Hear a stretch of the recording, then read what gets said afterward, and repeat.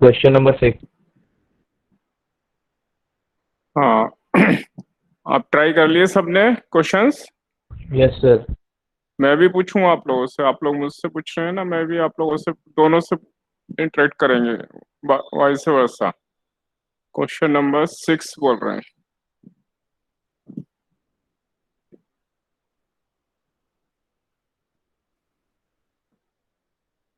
A closely wound solenoid 80 centimeter long has 5 layers, windings of 400 turns.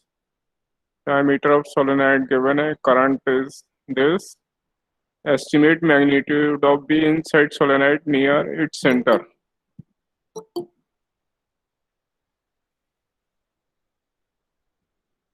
Sir यहाँ पे number of turns per unit length निकालिए, 5 आ गए।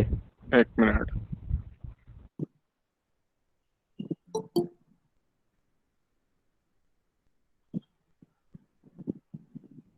कैसे? अच्छा हाँ, ये 5 इंटू सर 5। 80 हाँ, सेंटीमीटर में 400। इंटू 5 लेयर्स हैं, फिर सर 5। इंटू 5 कर दिया, 25 हो गए। हाँ। हाँ रेडियस 0.9 नहीं, ये है। गलत कर दिया अभी। ये 80 सेंटीमीटर को मीटर में चेंज किया तुमने, नो सर। सर इसलिए मीटर में गलत हो होगा। गया। हाँ मीटर में लेना है, ठीक है।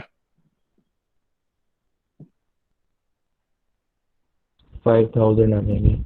म्यू नॉट एन आई, तो इसमें n number of turns per unit length, metre में लोगे ना सब ऐसा यूनिट है, तब आंसर आ जाएगा, ठीक है। 500, सॉरी 500 आ जाएंगे सर। हाँ और सर बोलो, और आंसर किसको तो आ गया डाउट था है? ये अलोंग हाँ, द एक्सिस, ये कैसे बताएंगे?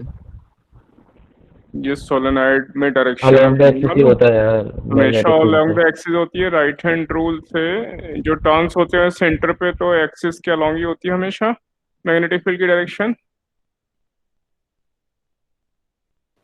Okay sir, okay. Sir mu naught के लिए 4 पाई इंटू 10⁻⁷ लेंगे। हाँ ओके सर, मैंने मीटर में चेंज नहीं किया इसलिए नहीं आया होगा। सर 7। हाँ, इसलिए आंसर। हाँ और नेक्स्ट वर्ड बोलो जल्दी से। 7 sir 7। 7।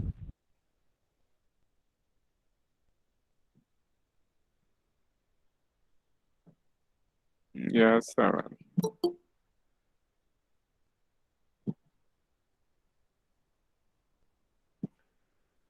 Coaxial cable is made up of two conductors.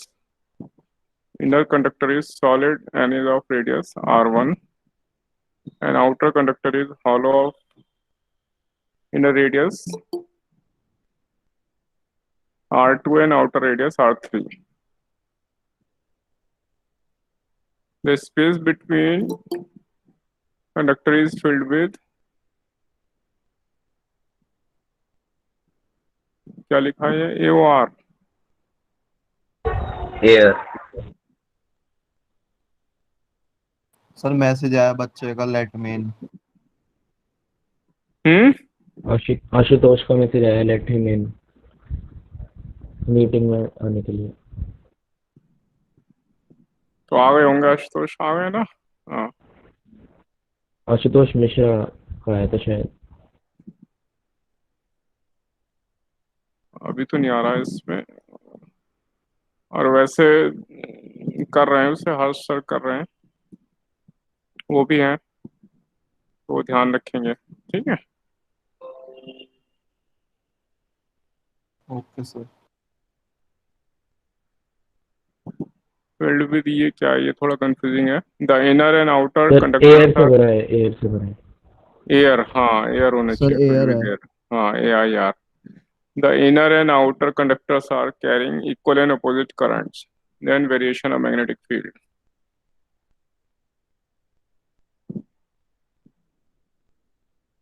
तो ये तो है R1, और फिर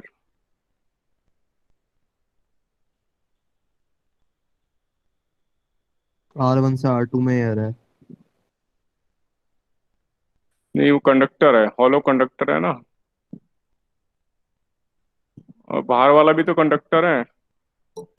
ये R2 से इसमें R3 में मेटल फील्ड है। ये है R1, हाँ ये है R2, और ये है R3। तो जो R2 R3 है ये भी कंडक्टर है, इसमें भी करंट फ्लो कर रहा है, यस सर। और R1 में करंट फ्लो कर रहा है, यही तो बताया इन्होंने। Inner and yes sir. Outer conductors are carrying equal and opposite current. Total i current, और इसमें भी टोटल आई करंट है, और इनकी डायरेक्शन अपोजिट है।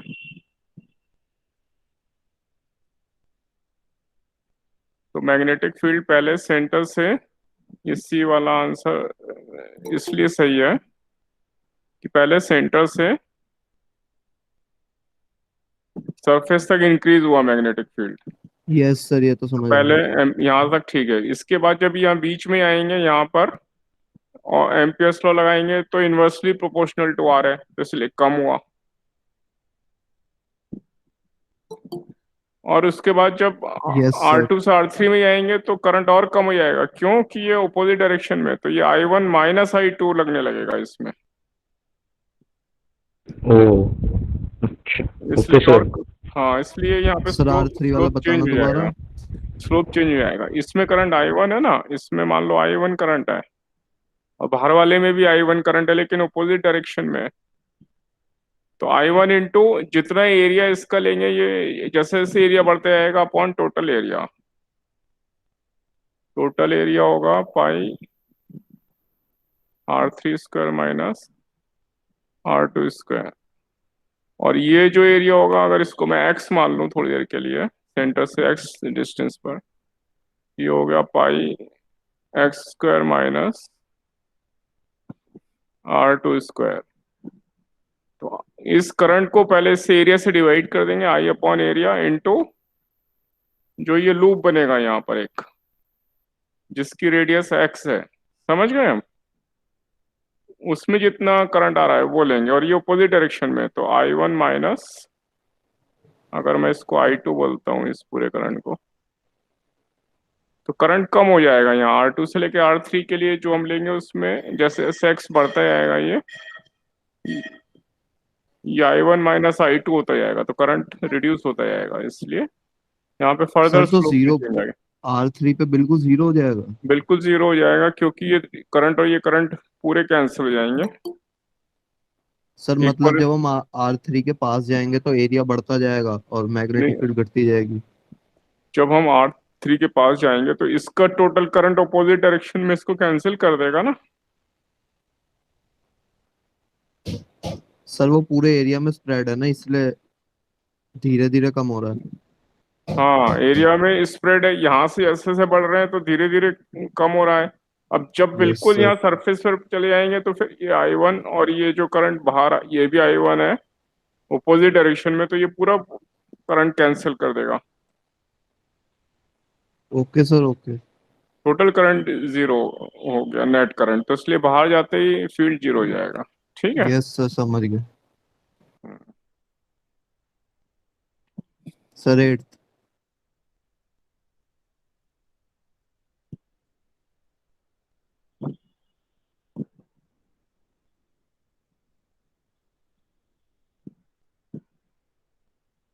ये लॉन्ग इंसुलेटेड कॉपर वायर ऐसे क्लोजली वुंड है, ये स्पाइरल ऑफ एन टर्न्स है। Spiral has inner radius a और आउटर रेडियस बी।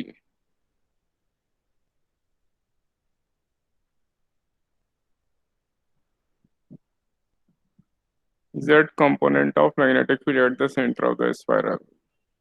इसमें जब सर हम, इसमें एक चीज पूछनी है। हाँ बोलो। सर ये जब ये घूमते जा रहे हैं स्पाइरल, तो इसका रेडियस बढ़ता जा रहा है। हाँ, तो रेडियस चेंज होता जा रहा है, ए से बी दिया है ना, इनर रेडियस है और outer radius b, continuous change ओ, होता जा रहा है। Okay sir. सर इसमें सारी मैग्नेटिक फील्ड आ तो जेड में ही रही थी, लेकिन बहुत बड़ा एक्सप्रेशन बन रहा था। बहुत बड़ा नहीं, एकदम छोटा सा आंसर है। सर हुआ ही नहीं।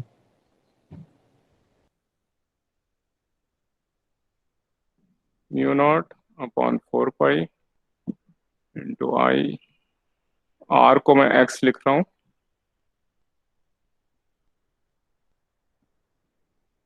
Yes sir, integration. Into 2 pi into number of turns, वो एक्स पर dx थिकनेस में नंबर ऑफ टर्न्स लेंगे, और वो कितने होंगे, total number of turns n given है, n अपॉन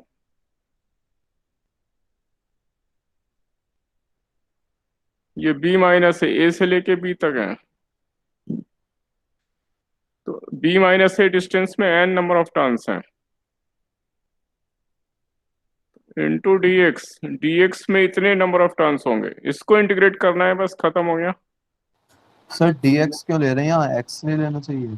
x नहीं ले सकते हम, ये जो नंबर ऑफ टर्न्स हैं ये dx थिकनेस में हमने एक रिंग x डिस्टेंस पे dx थिकनेस की एक रिंग ली, उस रिंग की वजह से निकाल रहे हैं सेंटर पे फील्ड।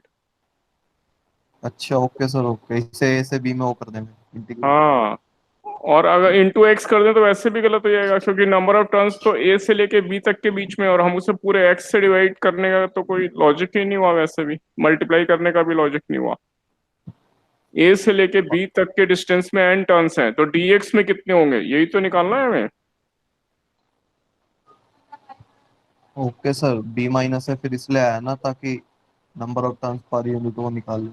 हाँ, और हम ये जो आया हुआ क्वेश्चन आईआईटी में 2-3 बार आप पूछा गया है, ये फिर मेंस में भी फिर से आया था अभी लास्ट ईयर आई थिंक। तो आप लोग पुराने क्वेश्चन भी ट्राई कर रहे हैं, आप लोगों को कम ट्राई कर रहे हैं मुझे ऐसा लग रहा है, नहीं तो ये क्वेश्चन तुरंत ही इसमें दिखाई देता आपको। ठीक है, तो ओके प्रैक्टिस सर। प्रैक्टिस बढ़ा देनी है, और टेस्ट की तैयारी तो कर रहे हैं ना हम। यस जी सर। सर। क्या क्या आ रहा है उसमें। ac और करंट।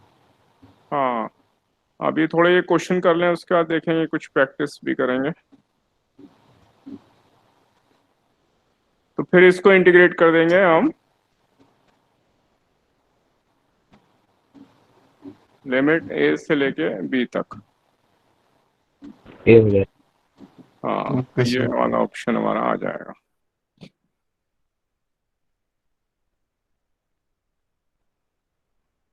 सर ये तो हो गया था, 9 तो हो गया था। हाँ, और कोई डाउट है। सर 9 एक बार बता दीजिए।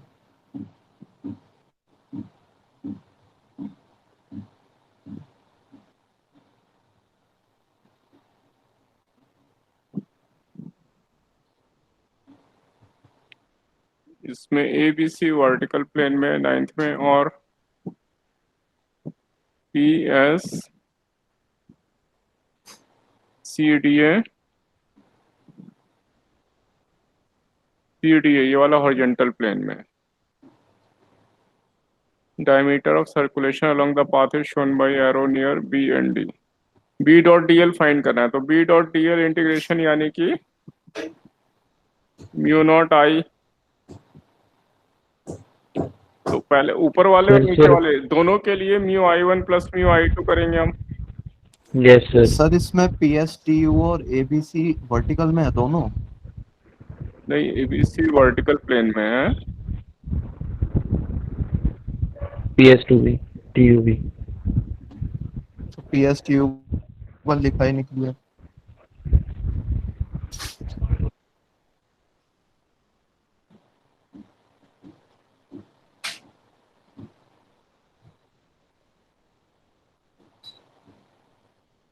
एम्पियर बात तो हमारा ABCD है ना।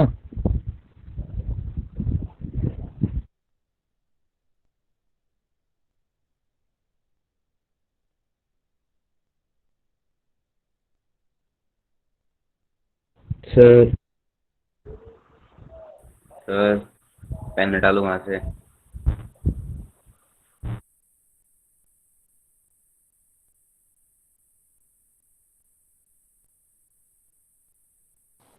Hello sir. सर आपकी आवाज नहीं आ रही।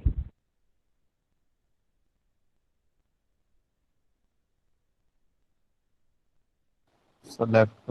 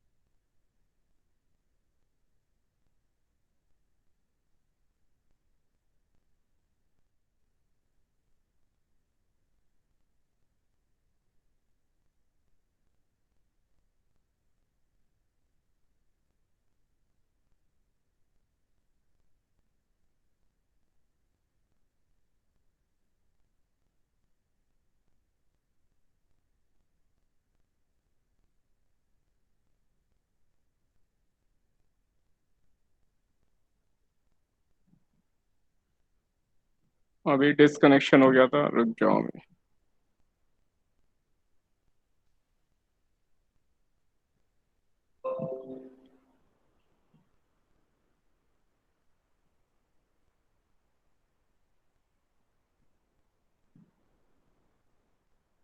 Yes sir.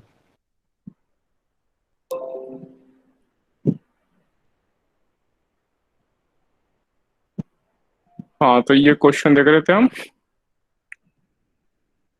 तो B yes dot d sir. L हमें ऊपर वाले पाथ, हाँ ये जो कह रहे हैं ना पीएसटी, ये भी वर्टिकल प्लेन में है ना, उसका एक और sir part P Q R ABC S है। हॉरिजॉन्टल। एबीसी है, हाँ P Q R S horizontal है, उसका एक पार्ट ये है C D S, C D A. तो दोनों में mu naught i one plus i two कर देंगे simple. B dot d l ऊपर वाले के लिए और नीचे वाले दोनों के लिए लगाएंगे ना।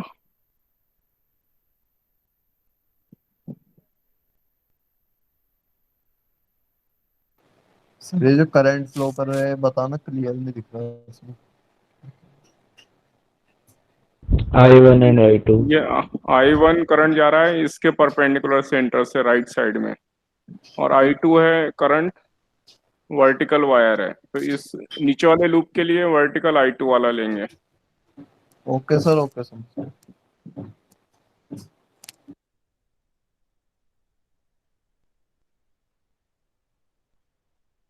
तो आई वन राइट में अगर इसकी वजह से मैग्नेटिक फील्ड देगा ना, तो इधर इसके लिए, इधर इसके लिए, मतलब एक सीक्वेंस में आ रहा है बी डॉट डी एल, पूरा साइक्लिक ऑर्डर में आ रहा है, यस सर। इसलिए वो ऐड हो गया।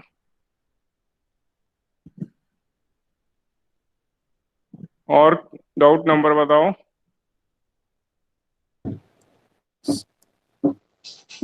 सर इसमें 10th वाले में रोटेशनल क्यों करेगा sir? A current carrying wire PQ is placed near another long current carrying wire RS।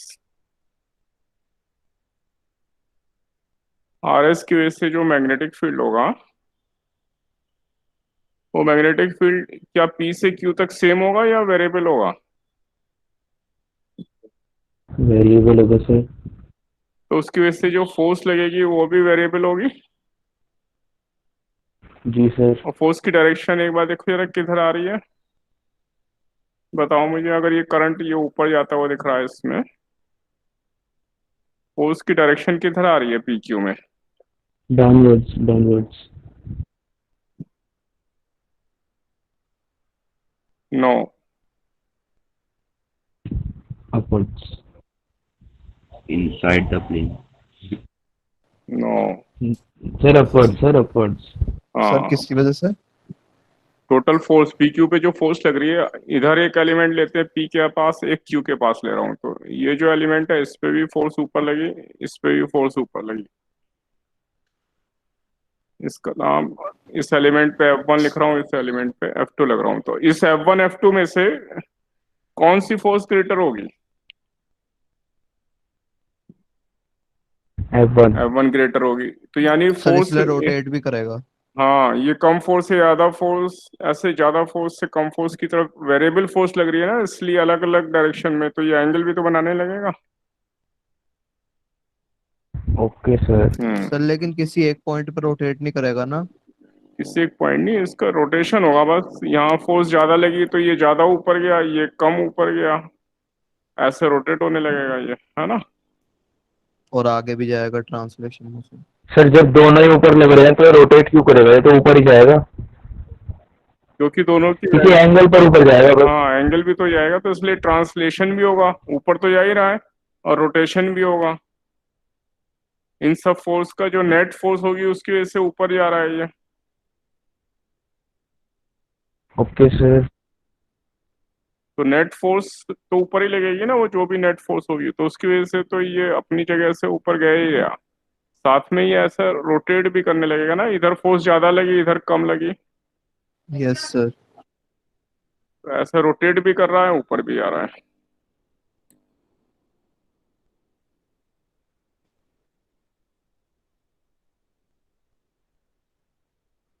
Clear है? Yes sir.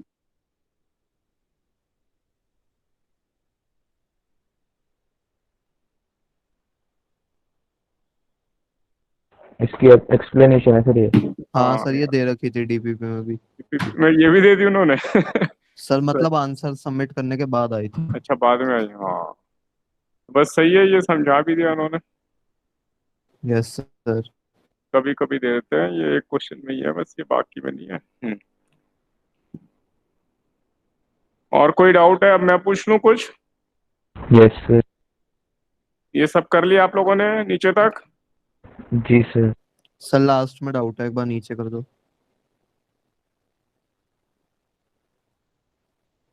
और नीचे।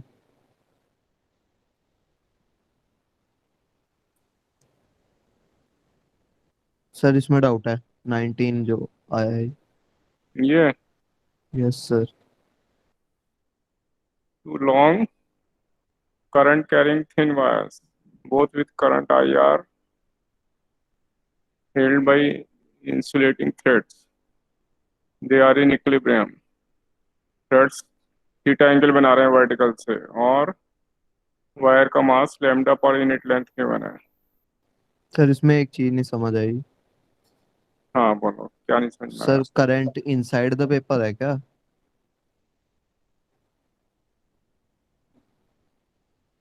मतलब वायर कैसी है, ये नहीं समझ आ रहा। Two long current carrying thin wires दिए हुए हैं, करंट विथ करंट आई, और इक्विलिब्रियम में। करंट की डायरेक्शन तो आपको खुद सोचनी है कैसे इक्विलिब्रियम आएगा। इसमें टेंशन लगेगी, यस सर। और ये वायर का क्रॉस सेक्शन दिख रहा है, का वेट mg नीचे लगेगा। अगर एल लेंथ ले यस लें तो वायर पर यूनिट लेंथ इंटू लेंथ ले लेंगे, ठीक है। अब इस यस जो ये सर। जो टेंशन होगी, इसका कंपोनेंट एक ऊपर हो गया, एक और इधर हो गया, तो इसको बैलेंस करने के लिए इनमें करंट ऐसा होना चाहिए कि ये इधर रिपल्सिव फोर्स लगे। इसलिए करंट की डायरेक्शन तो हमें खुद सोचनी पड़ेगी ना।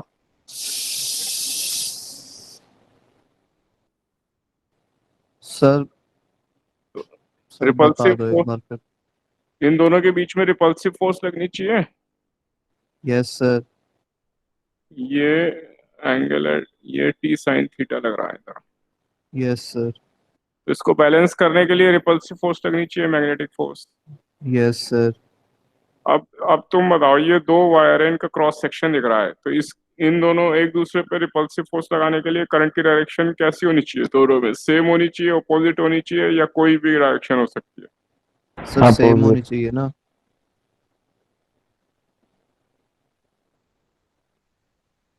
फिर से बोलो, सेम होनी चाहिए या ऑपोजिट होनी चाहिए?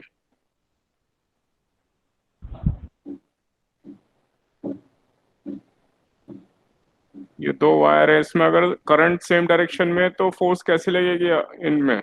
रिपल्सिव या attractive? Opposite. Sir attractive. Attractive. इसलिए बोला अपोजिट होनी चाहिए। तो इसलिए ऑपोजिट होनी चाहिए ना फिर। यस सर, अपोजिट होंगी। तभी तो बैलेंस होगा। इसको बैलेंस कौन करेगा, टी साइन थीटा को? ओके सर, मैंने सेम ले ली थी। उससे कोई फर्क नहीं पड़ रहा, वो तो मैग्नीट्यूड निकालना है तुम्हें, तो फोर्स का उसको इसके इक्वल रखना है ना। डायरेक्शन तो वैसे पूछी नहीं है, पर वो हमें समझना है डायरेक्शन की नहीं वजह सर, से। मैं इसी में कंफ्यूज हो गया था ना कि किधर जाएगा आई। हाँ, फिर इसके बराबर ये मैग्नेटिक फोर्स रख देंगे और वर्टिकल के बराबर वेट रख देंगे, फिर दो इक्वेशन बना के सॉल्व कर लेना है। T cos yes theta equal sir. Two mg होगा ना सर? हाँ, हम्म।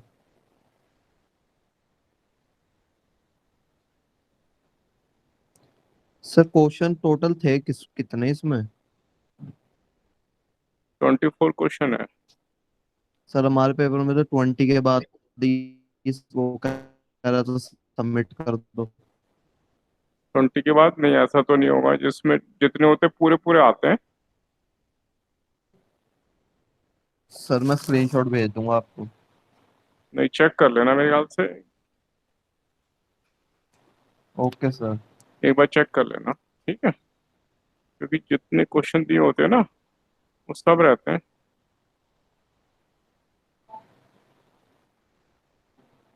Okay sir. चलो मैं मान लेता हूँ, ये अगली बार पूछूंगा क्वेश्चन। अभी मैं जरा पहले आपको और दूसरे क्वेश्चन दे दूं।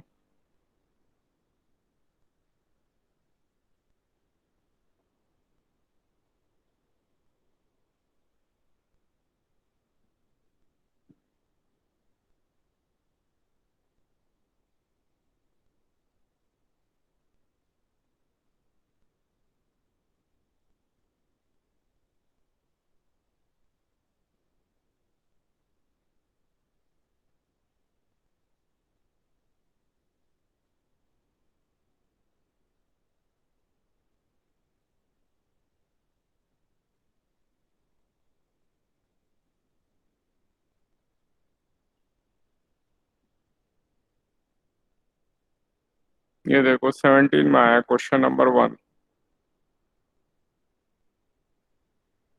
पहले इसे ट्राई करके बताओ मुझे।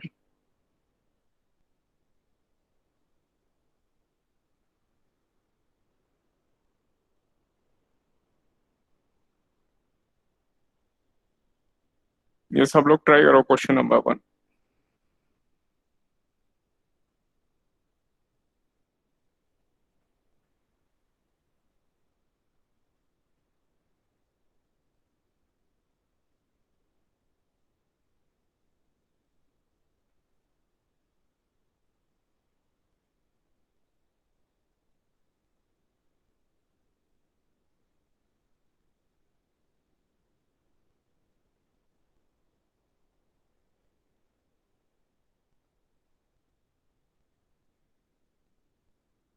आप लोग मुझे मेथड बताओगे इसका।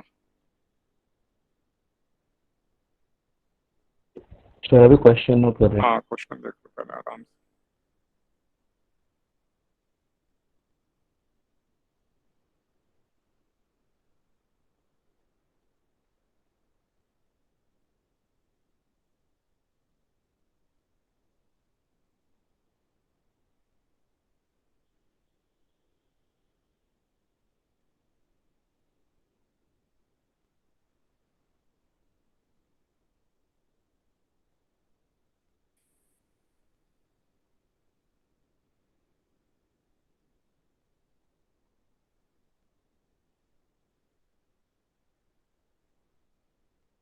सर क्वेश्चन फर्स्ट ना। क्वेश्चन 1।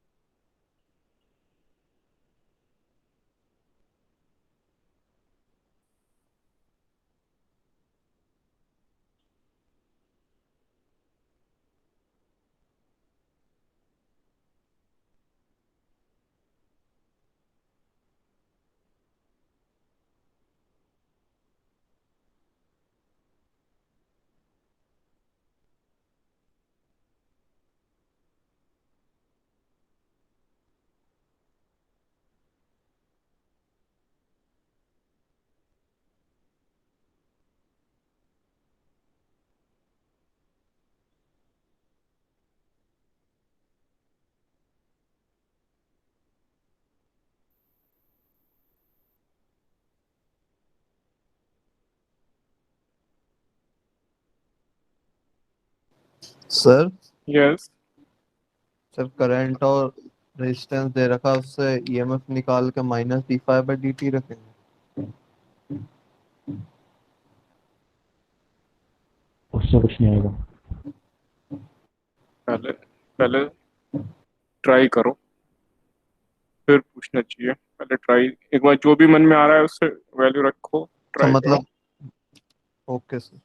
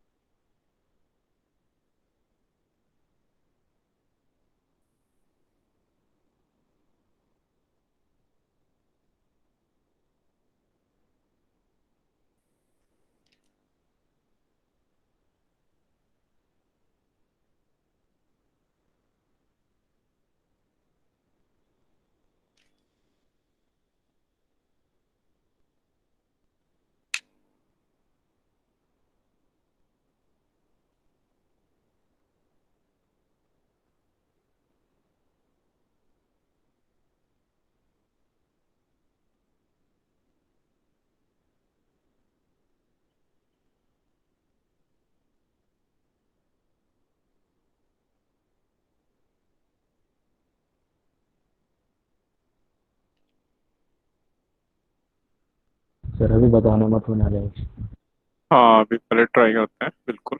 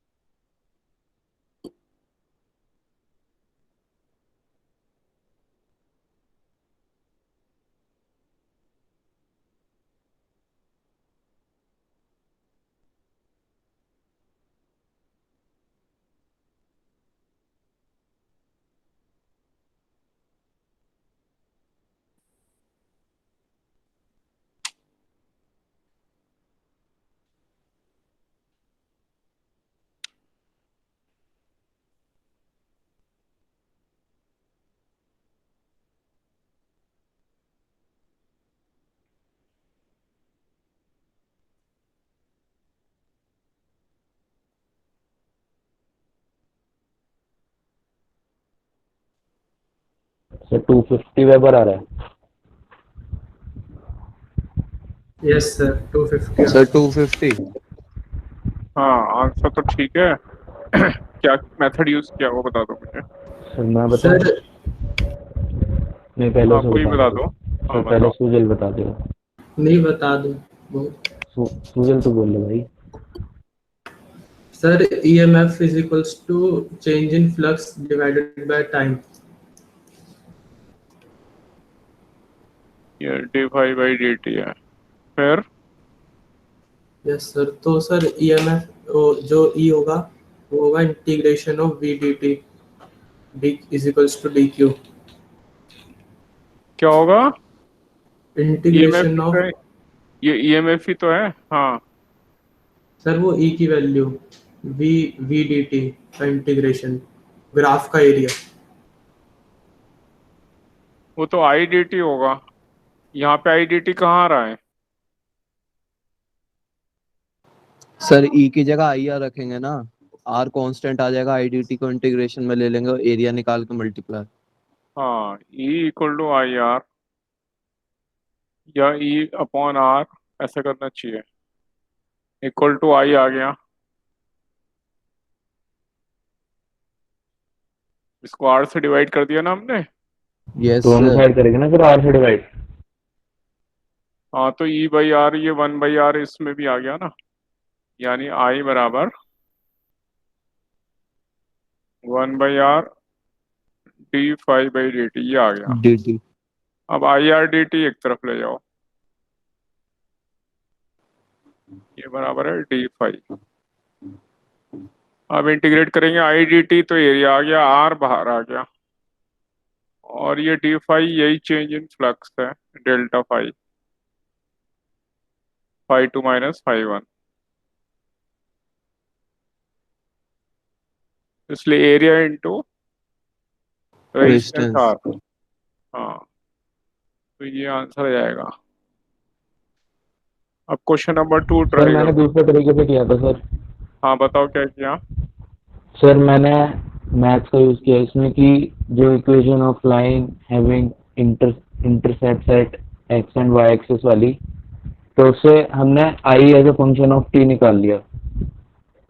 आई और टी में ग्राफ है, हाँ ठीक है। अब आई एज अ क्या? फंक्शन ऑफ टी निकाल के सर फिर इसी इक्वेशन में रख दिया, तो एरिया निकालने की जरूरत नहीं पड़ी, सीधा इंटीग्रेट कर दिया। आई हाँ आर तो डॉट डी टी भाई equal I to D D T जो है, आई फंक्शन निकालने की जरूरत नहीं है। जब एरिया सीधे सीधे बेस इंटू हाइट से आ रहा है तो हम लेंथी मेथड में गए, वो भी सही है। पर हम उसमें जाए क्यों, जब आई डी टी सीधे हमारा area half base into height इतना आसान हो रहा है, तो हम उससे लेंदी मेथड में आ रहे हैं, है ना। सर मेरे को पता नहीं था ना कि ऐसे करते हैं। नहीं, ये तो पता चल रहा है ना, आई डी टी आ रहा है, तो आई डी टी सीधे इसका एरिया निकाल लेंगे, है ना, वो सबसे आसान है, ओके सर। वो फास्ट होगा ना। और वो भी सही आई, फंक्शन ऑफ टाइम, इसमें स्ट्रेट लाइन की इक्वेशन निकाल के इसमें रख दिया, पर उसमें टाइम ज्यादा लग रहा है हमें। क्यों? क्योंकि एरिया तो कितनी जल्दी आ गया, हाफ बेस इंटू हाइट, वही इंटीग्रेशन है, ये R into I D T, और आई डी टी इसका एरिया है, कितना आसान है ये, तो ये कितना फास्ट होगा। टाइम सेव यस करना है ना सर। हमें एग्जाम में। हाँ, मेथड सही है तुम्हारा। क्वेश्चन नंबर 2 ट्राई करेंगे अब।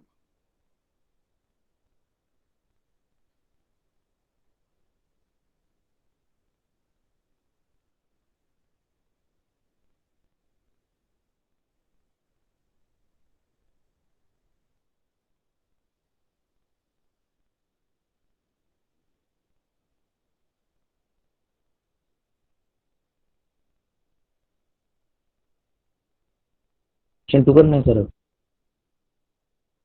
हम्म। क्वेश्चन 2 करना है। हाँ, क्वेश्चन नंबर 2। पहले पढ़ो क्वेश्चन, मुझे मेथड बताओ, फिर ट्राई करना।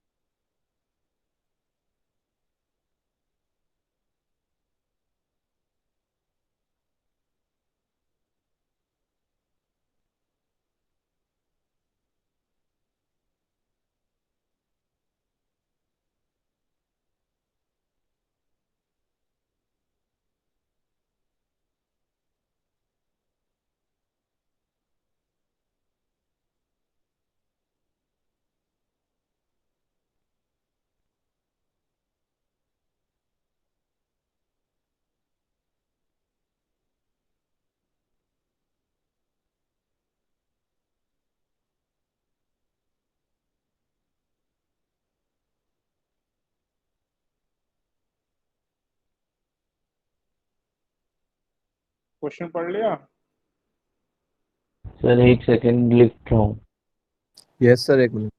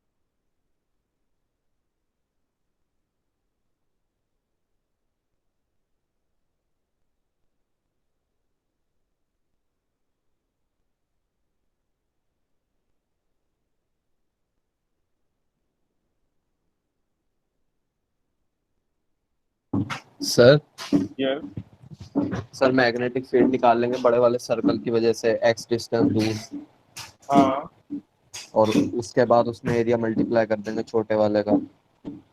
बिल्कुल सही। तो सब यस आता है सर। आपको, कोई डिफिकल्टी नहीं है। अब जल्दी से कैलकुलेशन और चेक कर लो। यस सर कर रहे हैं।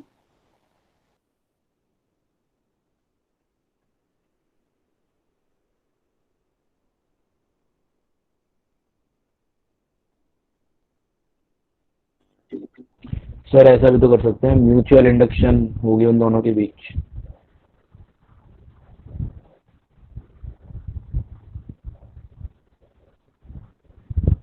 ठीक है, मान लिया म्यूचुअल इंडक्शन हुई, फिर सर उससे ईएमएफ इंड्यूस होगा। ईएमएफ इंड्यूस होगा। ईएमएफ इंड्यूस हो गया, फिर तो इसको D phi by D T के इक्वल रख देंगे। कैसे रख देंगे? Sir sir E mutual minus D phi by D T होगा। तो D five by D T करने के लिए फ्लेक्स तो निकालना ही पड़ेगा। ई तो पता है ना हमें, ई कितना है बताओ? इंडक्शन से निकाल लेंगे सर। कैसे? वही तो पूछ रहा हूँ मैं, कैसे निकालेंगे? सर तुषार ने जो मेथड बताया था सर उससे देखना पड़ेगा सर वो। B1 जो उसकी बड़े वाले की मैग्नेटिक फील्ड है छोटे वाले पर इनटू एरिया, वो फ्लक्स आ जाएगा। तो फिर उसके बाद तो करना ही नहीं है। सर 9.1 ए ऑप्शन आ रहा है। हाँ, वो तो सही है। जो तुषार ने बताया उसके बाद तो आंसर ही आ जाएगा। फिर ये सब क्यों कर रहे हो तुम?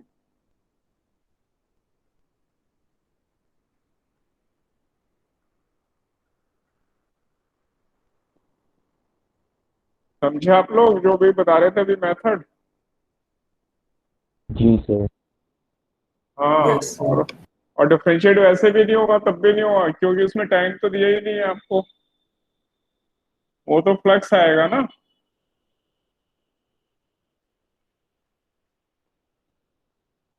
वो फ्लक्स आएगा।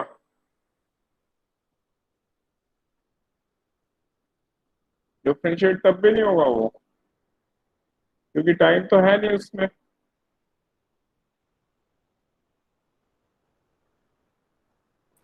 Yes sir. उससे अगर ये पूछा जाता कि दोनों के बीच में कोएफिशिएंट ऑफ म्यूचुअल इंडक्टेंस क्या है, वो निकाल सकते थे हम, है ना। उसका मेथड बता दो। अगर ये पूछा होता इसमें कोएफिशिएंट ऑफ म्यूचुअल इंडक्टेंस निकालना है दोनों लूप के बीच में, तो कैसे निकालते? Sir M I is equal to mu not N one N two I upon ए।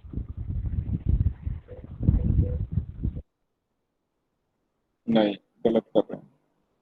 वो तो खाली सोलेनोइड के लिए होता है, तो लूप केवल है। सर फ्लक्स को करंट से डिवाइड कर देते हैं। हाँ, फ्लक्स तो आ गया। अब इतना टफ में कहाँ जा रहे हैं, सीधे phi equal to M I. Phi equal to M I, तो कोएफिशिएंट ऑफ म्यूचुअल इंडक्टेंस कुछ होता वो निकाल लेते हैं यहाँ पे, फाई बाई आई हो जाता।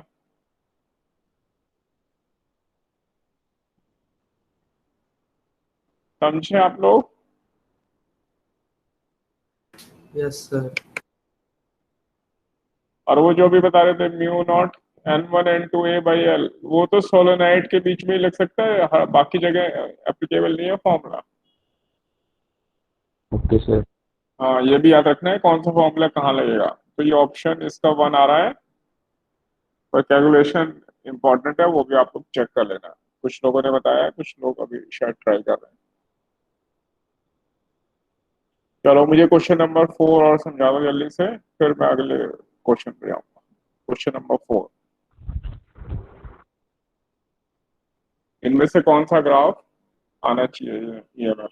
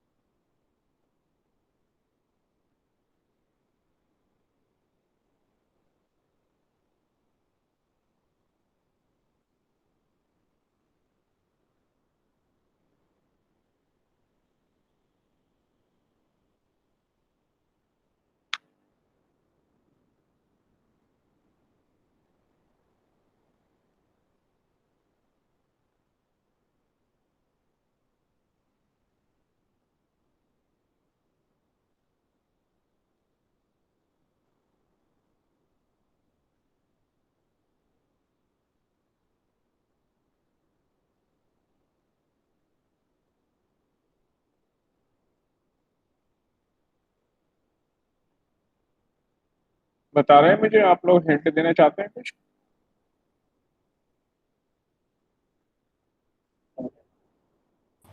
सर एक मिनट।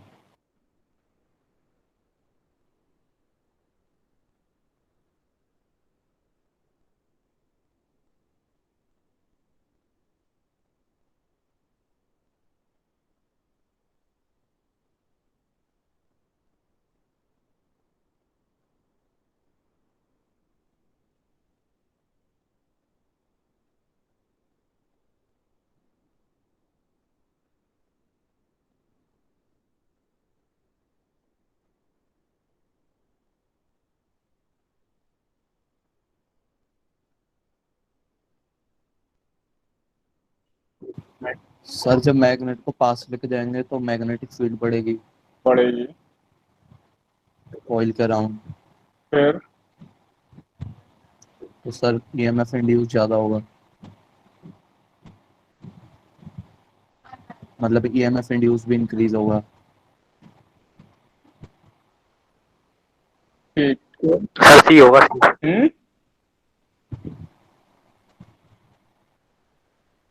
सर बी होना चाहिए ना, पोलैरिटी भी तो चेंज होगी जब वो पूरा पास कर जाएगा। हाँ, जब ये इसके मैग्नेट इसके अंदर जा रही है उस टाइम पे फ्लक्स इंक्रीज होगा, लेकिन जब मैग्नेट बाहर जाएगी तो फ्लक्स डिक्रीज होगा। Yes sir. सर सी होगा ना सर। तो इसलिए बी होना चाहिए ना, ये सी होना चाहिए। सी।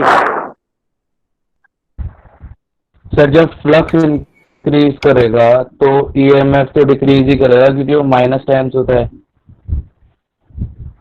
जब इसमें फ्लक्स डिक्रीज करेगा तो करंट की डायरेक्शन अपोजिट होनी चाहिए, ईएमएफ की डायरेक्शन भी यस अपोजिट होनी चाहिए।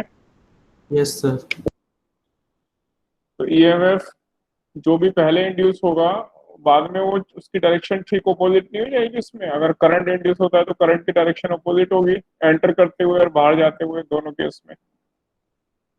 तो इसलिए अपोजिट पोलैरिटी वाला ग्राफ तो एक ही ग्राफ के बने। सर दोबारा बताना। जब ये अंदर जाएगा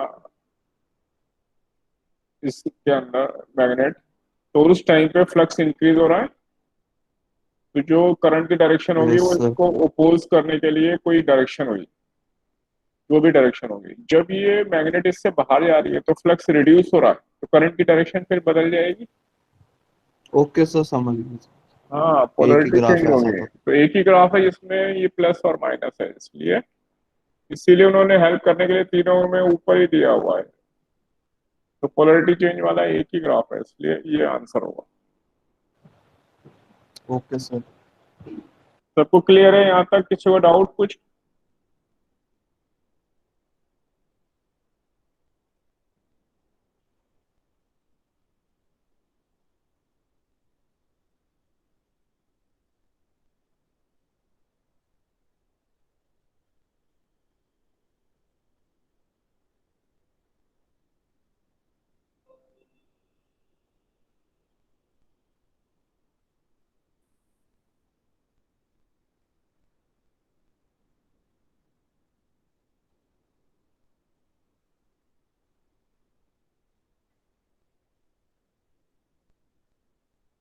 ये देखो question number 4, integer type question जो है।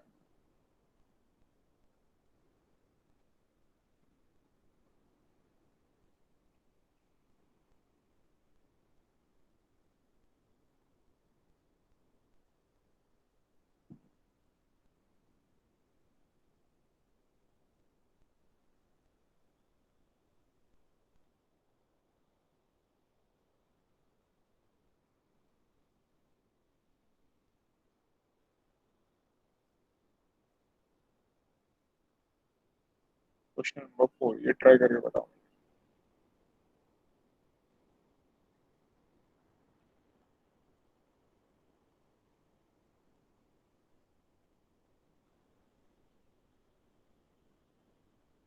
पहले मेथड बताएंगे फिर सॉल्यूशन बताएंगे।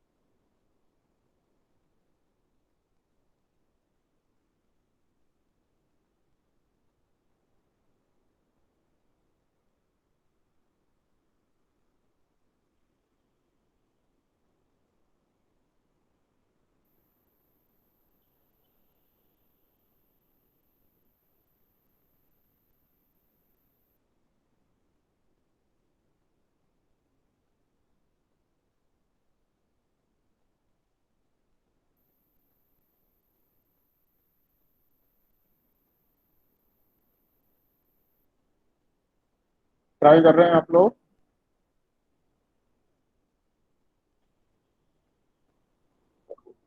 सर नोट कर रहे हैं लेकिन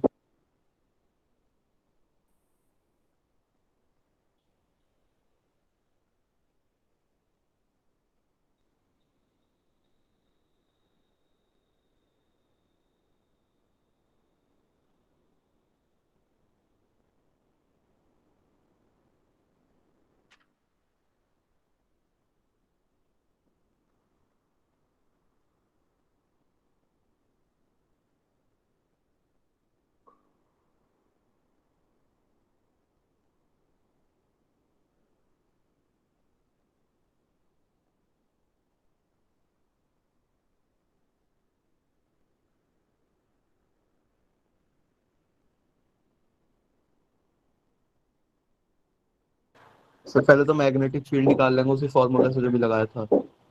ठीक है, फिर सर उसके बाद फ्लक्स निकालें और उसको करंट से डिवाइड कर दें।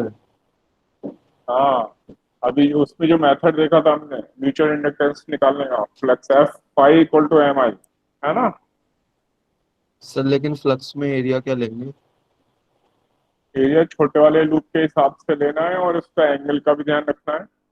मैग्नेटिक फील्ड और एरिया वेक्टर के बीच में एंगल देखते हुए उससे कितना फ्लक्स पास हो रहा है बी डॉट बी ए कॉस बी ए थीटा। कॉस थीटा के हिसाब से लेना है।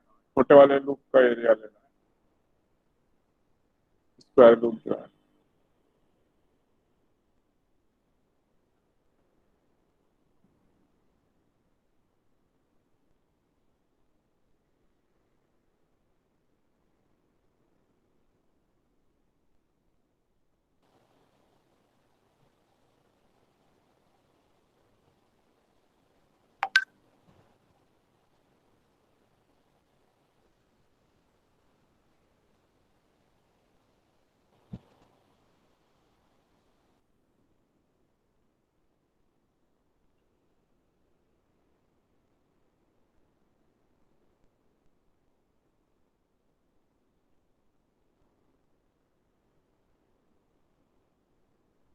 सर निकाल दें। हाँ, ट्राई करेंगे।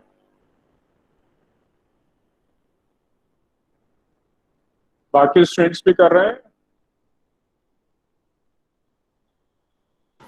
Yes sir. रिप्लाई नहीं आ रहा, बाकी लोग शांत हैं एकदम, बता नहीं रहे मुझे। सबको ट्राई करना है क्वेश्चन, सब ट्राई करो।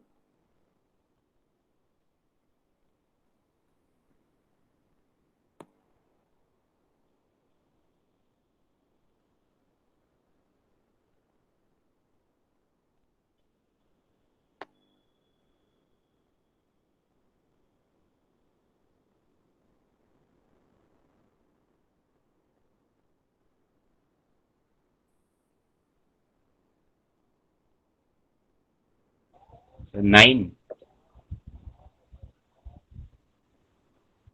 नहीं, नाइन तो नहीं है। सर 7। हाँ, आंसर तो 7 है, लेकिन प्रॉपर कैलकुलेशन के साथ करेंगे। आंसर यस 7 सर है। निकाला है। गुड।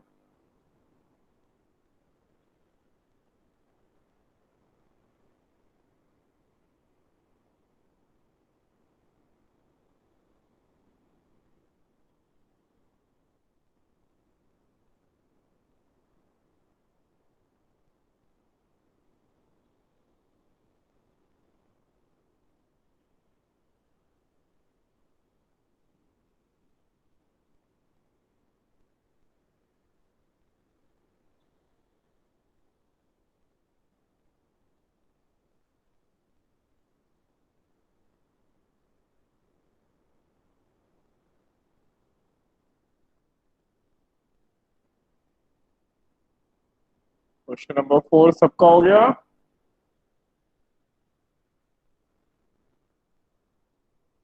यस यस से बना रहे हैं। Yes sir.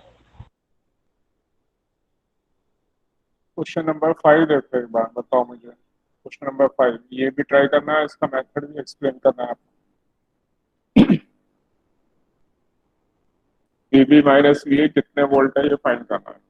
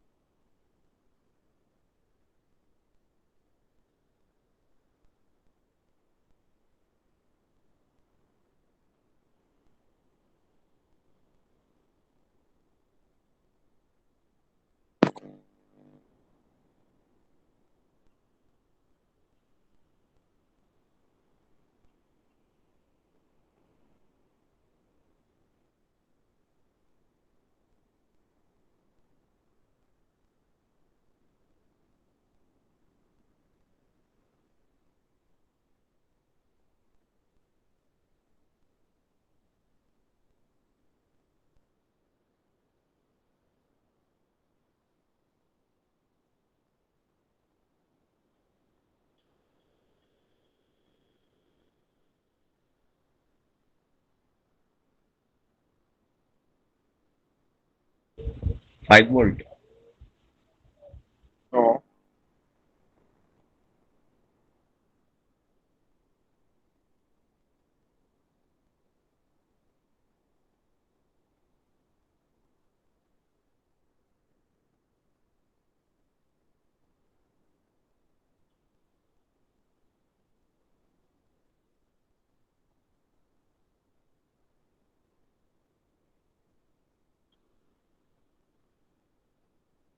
तो 15.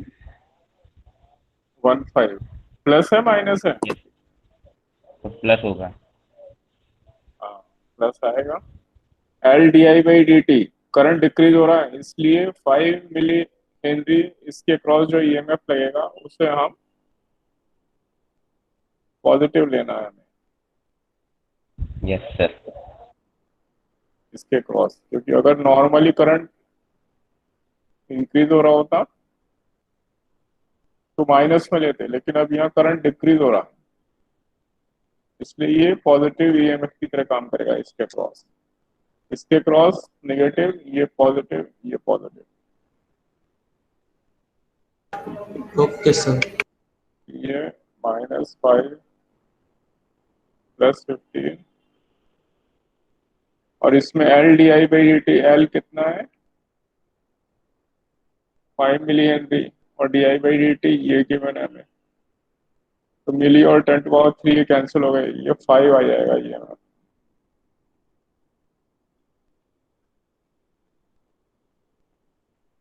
ये 5 कैंसिल हो गए, बी बी माइनस बी ए इधर लेगा। सबका आ गया आंसर ये? Yes sir. Yes sir.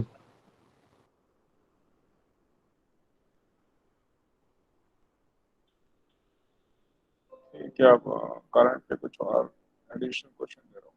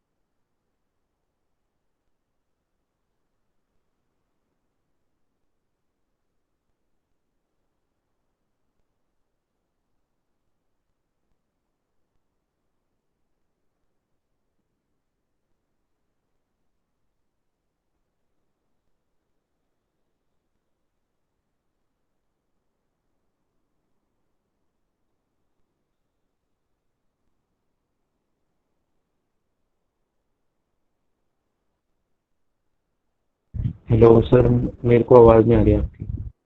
Sir अभी बोल मैंने नहीं रहे ना कुछ। बोला ही नहीं, अभी अभी फिगर बना रहा हूँ। जितने भी रेजिस्टेंस गिवन है सब में करंट फाइंड करना है। Okay sir. दो मेथड से करना है इसको, एक किरचॉफ से करेंगे और एक सुपरपोजिशन। सुपरपोजिशन।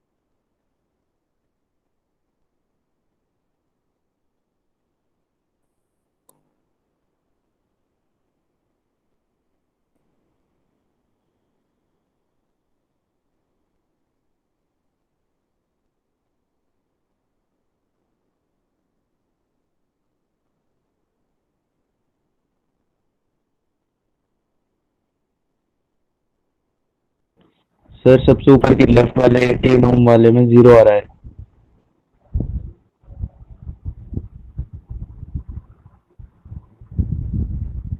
खाली 24 की वजह से कितना आ रहा है और खाली 36 की वजह से, दोनों की वजह से बता दो। करंट इन द सर्किट या Current इंडिविजुअली भी बता दूं और उसका हर भी बता दूं? हर रेजिस्टेंस में जाना है ना। 24 की वजह से पहले खाली 24 लगाया। सर 24 की वजह से तो नेट करंट आ रहा है 1 एम्पियर।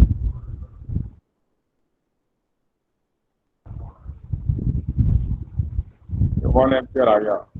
इसमें 18 ओम वाले में 1/3 और इसमें 2/3।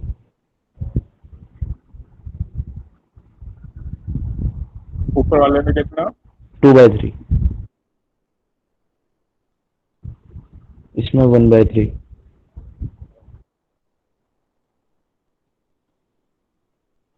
36 वाले की वजह से नेट करंट आ रहा है हमारा 2 एम्पियर।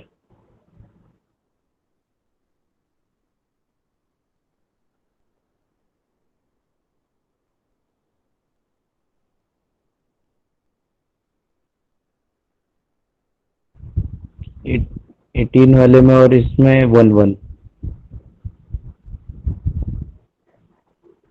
हाँ तो इनका ये 1 + 1/3 और ये 2 - 2/3, इसमें 0 हो जाएगा।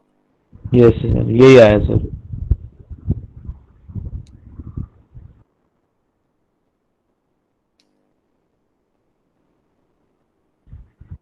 सर एक मिनट। सबका आ गया।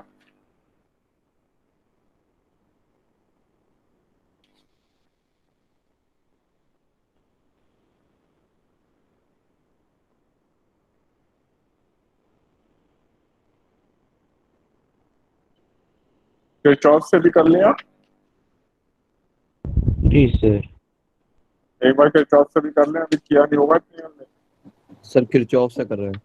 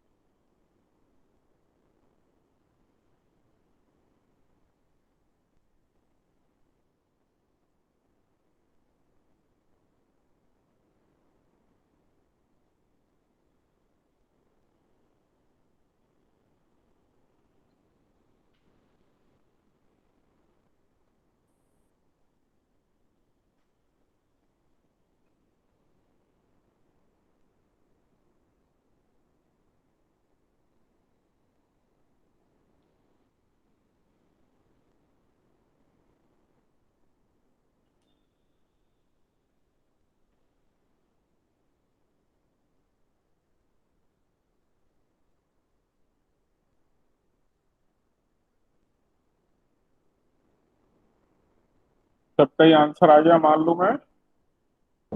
यस सर किरचॉफ से भरने। ये 4/3 आएगा और ये 2 - 2/3। 4/3। किधर जाएगा ये? लेफ्ट में। Sir left. 4/3 4/3 0 है।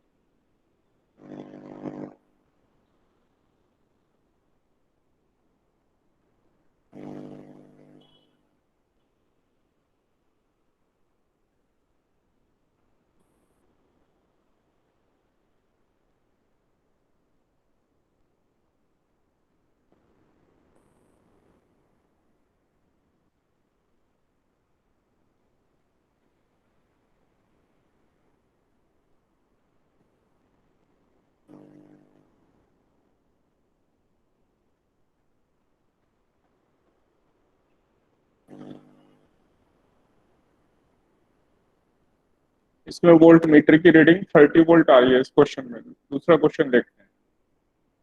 अगर इस वोल्ट मीटर को यहां से हटाकर 300 के साथ लगा दें तो रीडिंग क्या होगी, ये फाइंड करना है। Okay sir.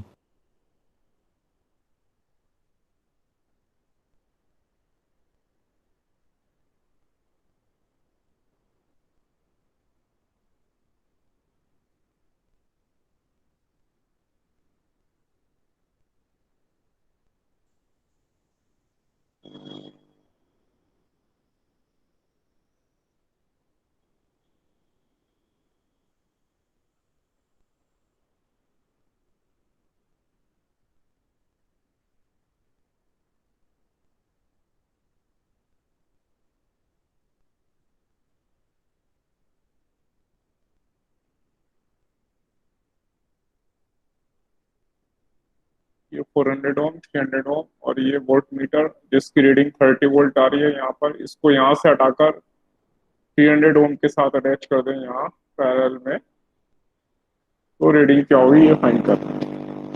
Sir volt meter ideal है? ये तुम्हें सोचना है।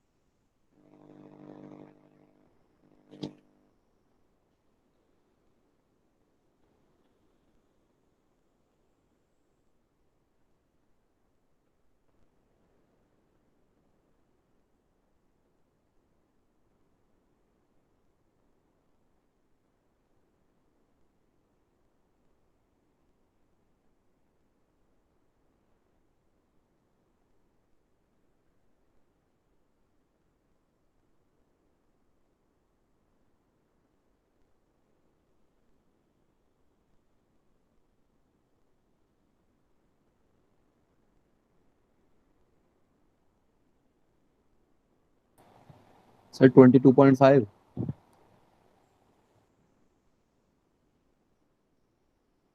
हाँ आंसर करेक्ट है। सर पहले रेजिस्टेंस निकाल लिया, वहां जाके उसे अटैच कर दिया।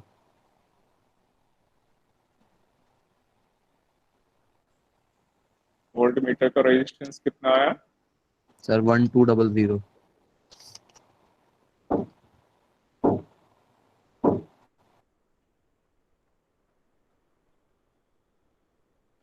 फिर ये 1200 इसके साथ पैरेलल में करेंगे, ये इसके साथ और सीरीज फिर में, रेशियो में ले लिया V1 V2 को।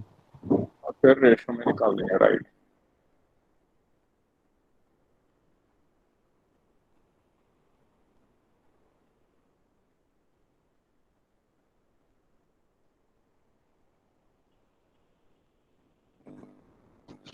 सबका आ गया आंसर? नेक्स्ट क्वेश्चन दे दूं? जी सर।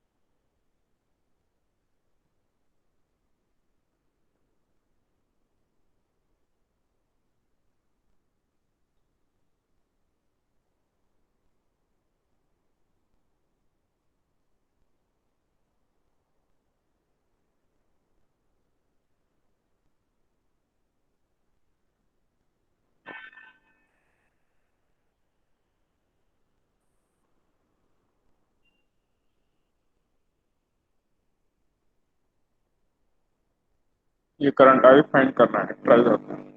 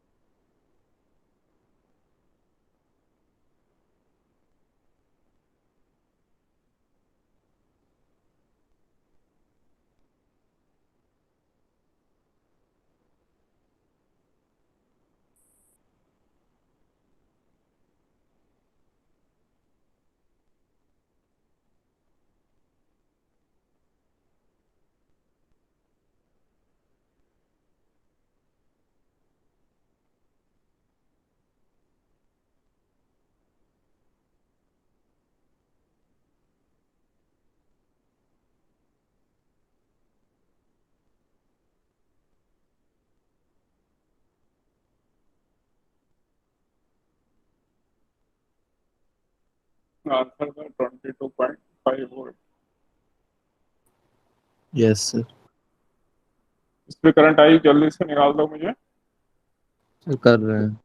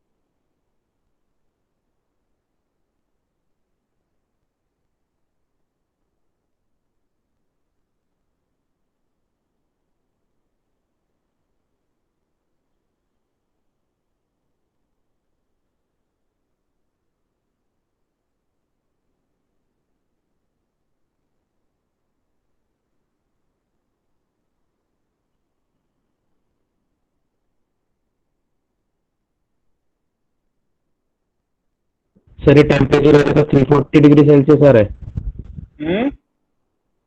इसको बता रहे हैं 340 degree. Yes sir. Not possible. पहले ये कर लो, फिर इसके बाद में ये डिस्कस करूंगा। सर आई वाला हो ही नहीं रहा। 3 3 इज राइट आंसर। 5 और 7 ये सीरीज में 12 हो गए। Yes sir. 12 और 6 और 8, ये तीनों पैरेलल में, 12, 6 एंड 8। सर ये कैसे? यहाँ पे कुछ भी लिख लो, ये ए लिख लिया मैंने तो ये भी ए हो गया, इसको अगर मैं बी लिखता हूँ तो ये भी बी और ये भी बी। अब देखो जरा, ए से बी के बीच में 6, ए से बी के बीच में ये भी 12 और ए से बी के बीच अच्छा में ओके 8 सर, ओके समझ गया। और ये 11 वोल्ट है।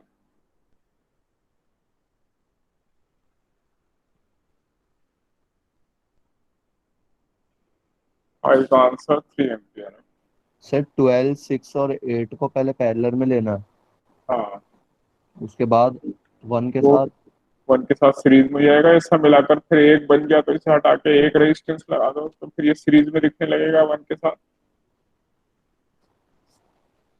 Okay sir.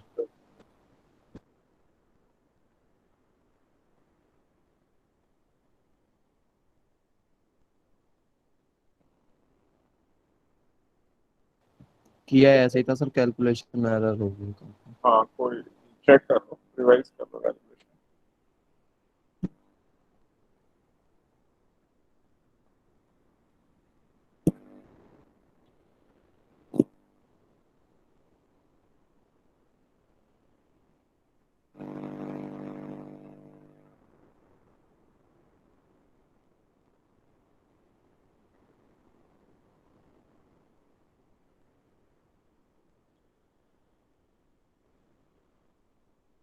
नेक्स्ट क्वेश्चन में ये सबका हो गया, सर प्लीज 3 एम्पियर वाला हो गया सबका। Yes sir. सर दूसरे का 20 आ रहा है। हाँ, 20 डिग्री सेंटीग्रेड आएगा।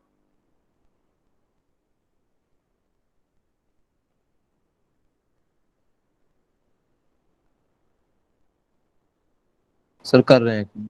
हाँ, ट्राई कर लो पहले।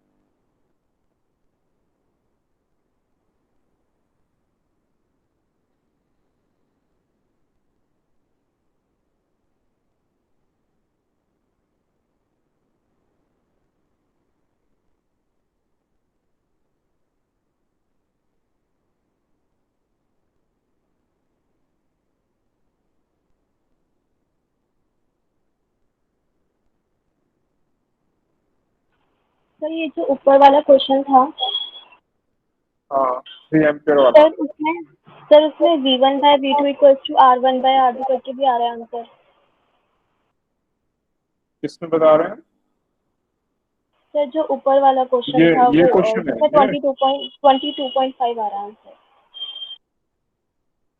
कैसे आया वो जरा बताओ मुझे। तो V1/V2 इक्वल्स टू R1/R2 रख के। सर 20 आ गया नीचे वाले का। नहीं नहीं, ये तो गलती मेथड हो गया ना। ये लॉजिक क्या हुआ, ये एक बार वोल्ट मीटर है, अगली बार वोल्ट मीटर है ही नहीं, इसका रेजिस्टेंस कहाँ गया? ऐसे V1/V2 R1/R2 ऐसे कैसे निकाल सकते हैं? एक बार रेजिस्टेंस अलग है, जब रेजिस्टेंस यहाँ लगाया तो अलग आ गया वो। ऐसे तुक्का फिट नहीं करना है। लॉजिक क्या हुआ, ये V1/V2 R1/R2, अब सर्किट ही बदल गया पूरा। Okay sir. हम्म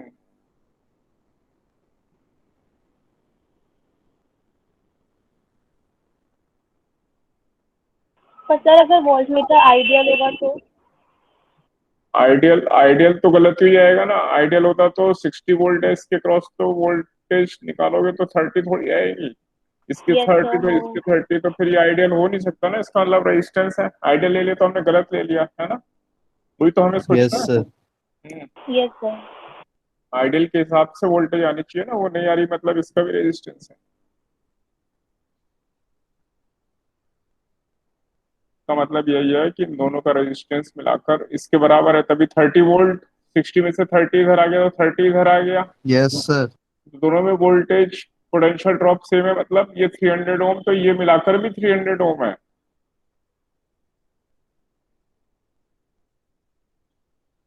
इसलिए ध्यान से करना है वो। सर 20 डिग्री सेल्सियस आ गया उसका।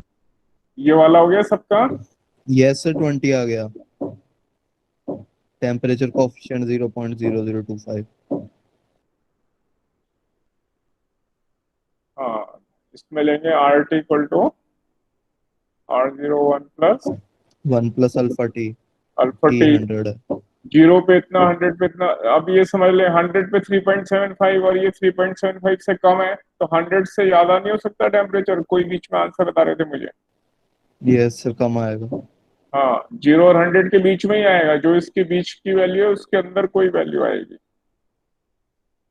और 3.15 पता चल रहा है हमें 3 के ज्यादा क्लोजर है इस फिगर से ज्यादा, तो यानी टेम्परेचर 50 से कम आना चाहिए। ऐसे अप्रोक्सीमेटली पता चल रहा है हमें, इसके क्लोज है। तो 100 से दूर आएगा, इसके पास आएगा। ऐसे हम सर अल्फा अप्रोक्सीमेट, पे तो डिपेंड करेगा। अल्फा पे डिपेंड करेगा। ऐसे अप्रोक्सीमेटली हम बता सकते हैं कि इसके पास आ रहा है। ठीक है। Okay sir. Yes sir. और वैसे तो डायरेक्ट भी पता चल रहा है। जो ये 0 दे रखा है ना, 100 के डिफरेंस पे 0.75 है, तो 0.15 के डिफरेंस पे 20 आ गया, सीधे भी आ जाएगा इसमें। जो अल्फा तो कांस्टेंट है।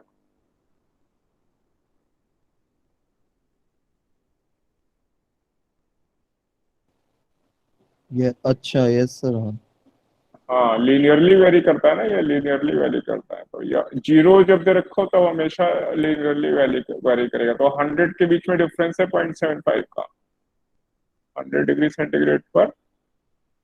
0.75 का 20 पे आ हाँ, जाएगा 15 तो पे। 0.15 के लिए क्या टेम्परेचर होना चाहिए? इसका 1/5 है, तो इसका भी 1/5 का। 20 होगा।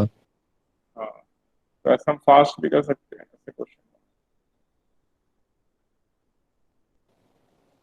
सर ये तो मतलब हर बार रहेगा ना लीनियरली वेरी। हाँ हाँ, ये 0 जब 0 दिया होगा तब तब कर सकते हैं, कोई और टेम्परेचर पे नहीं कर सकते। 0 और 100 ही दिए है ना। 0 से जब भी 0 के साथ कोई टेम्परेचर दिया होगा हमेशा तब कर सकते हैं ये वाला वेरिएशन। ओके सर मतलब पहले आर जीरो निकाल लें अगर ना दे रखा फिर कर दे। हाँ, अगर R0 निकाल लिया हमने तो फिर कर सकते हैं ये सेम चीज। Okay sir okay. तो आज की क्लास मैं यही वाइंड अप करूंगा। कोई डाउट है तो पूछ लो। No sir. यहाँ तक मैं मान रहा हूँ सबका हो गया। और अब आपका टेस्ट है यस सर परसों। परसों। हाँ, ऑल द बेस्ट। अच्छा करो आप लोग थैंक यू टेस्ट में। सर। तो आज की क्लास यही वाइंड अप कर रहे हैं। आज की क्लास यहाँ वाइंड अप करते हैं। Good bye students. Good night sir. Good night. Good bye. Thank you sir. Most welcome.